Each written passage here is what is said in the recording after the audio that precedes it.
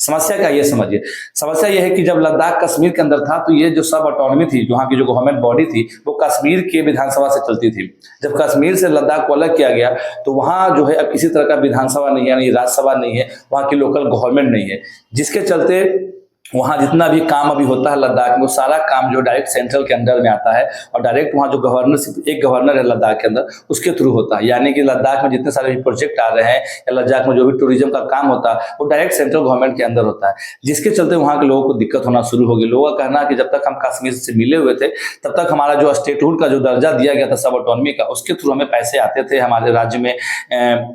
में ठेके आते थे, हमारे राज्य में पॉलिसी बनती थी। लेकिन जब से हमें यूनियन टेरिटरी में रखा गया, हमारे राज्य में पॉलिसी, ठेके और जो डेवलपमेंट काम है वो पूरी तरह से ठप हो गया है और हमारा राज्य एक समझ सकते हैं एक बस ब्यूरोक्रेट्स के हाथ में नाचने वाला राज्य बन चुका। और ये बात सही है कि किसी भी यूनियन टेरिटरी में बिना लोकल गवर्नमेंट बॉडी के वहां डायरेक्ट रूल करना, ये सबसे बड़ी समस्या है बीजेपी सरकार की। बीजेपी सरकार का कहना है कि जो लद्दाख जो है चाइना के साथ अपना बॉर्डर शेयर करता है, इसीलिए हम उन्हें राज्य का दर्जा, स्टेटहुड नहीं दे रहे हैं। लेकिन यही बात लागू मणिपुर, असम, मेघालय, अरुणाचल प्रदेश में होती है, जहां ऑलरेडी उनके बॉर्डर भी चाइना से शेयर होते हैं। लेकिन लद्दाख के लोगों के साथ धोखाधड़ी किया गया। उसके बाद उनका दूसरा डिमांड था कि हमें 6 शेड्यूल्ड ट्राइब में रखा जाए, यानी कि 6ठी संविधान की सूची में रखा जाए। उसका नियम ये था कि जितने भी वहाँ के लोकल लोग हैं, वहाँ जितने भी लोकल ट्राइब्स से जो जनजाति है, उनका कहना था कि